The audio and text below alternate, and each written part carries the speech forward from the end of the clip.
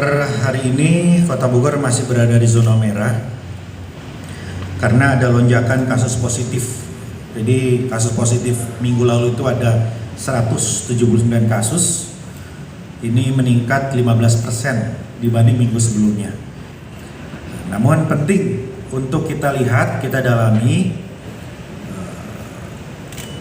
berapa persen komposisi yang disebabkan oleh klaster-klaster yang menjadi dianggap sumber penularan.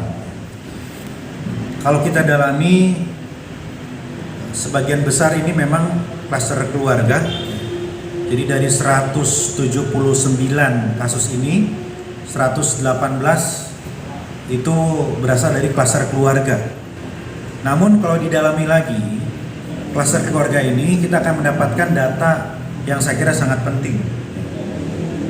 32% dari klaster keluarga ini disebabkan oleh tempat kerja atau perkantoran.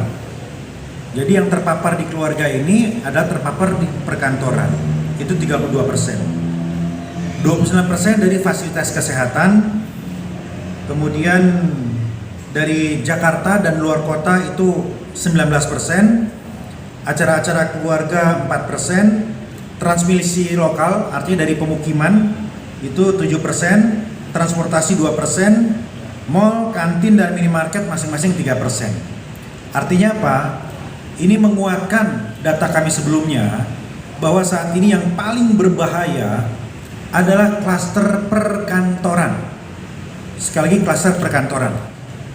Klaster pertama ada klaster keluarga, klaster kedua tadi ada klaster perkantoran, tetapi ketika klaster keluarga dibedah, komposisi terbesar tetap adalah tempat kerja dan luar kota. Data penting untuk menentukan kebijakan.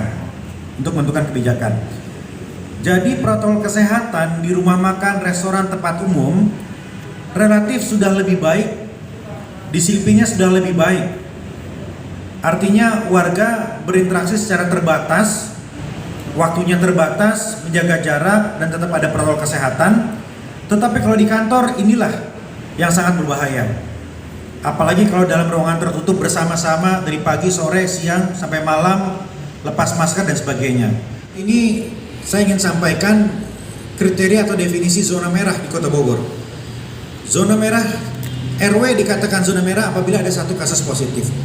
Kelurahan dinyatakan merah apabila 50% RW-nya merah. Saat ini ada 6 kelurahan merah di Kota Bogor. Dan untuk RW-nya ada 178 RW merah di Kota Bogor. Di RW merah inilah kebijakannya dilakukan restriksi terhadap kegiatan ekonomi. Jadi saya luruskan, berdasarkan instruksi gubernur, yang tidak boleh dine-in itu lebih kepada yang di lokasi di RW merah. Namun demikian, restoran-restoran yang berada di RW merah ini juga masih harus dicek lagi oleh Dinkes dan aparatur di wilayah.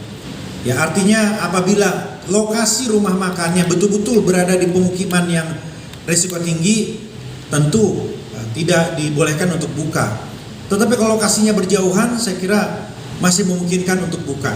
Ya, katakanlah misalnya ada restoran di pinggir jalan besar, masuk kelurahan zona merah, tetapi tidak langsung berhubungan dengan pemukiman yang ada di zona risiko tinggi tadi, ini masih mungkin untuk buka. Jadi dilihat kasus per kasusnya, tidak bisa disamaratakan bahwa semua tidak boleh buka, harus dilihat dulu lokasinya ada di mana. Jadi saya minta lurah camat bersama-sama dengan Dinkes dan Puskesmas untuk memastikan ya mana yang perlu diawasi secara ketat. Ya. Jadi sekali lagi pengawasannya adalah berdasarkan mikro langsung di titik lokasi itu. Kemudian yang ketiga, Kota Bogor juga sedang mempersiapkan satu hotel yang diajukan kepada BNPB.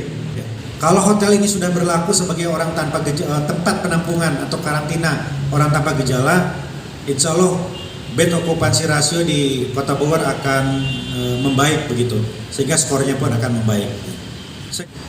Bed occupancy ratio kita 53,1% ya, artinya sebetulnya membaik ya. Minggu lalu tuh 60%, itu ada di ambang batas WHO. Nah sekarang membaik lagi 53% ya. Jumlah total tempat tidur isolasi 341.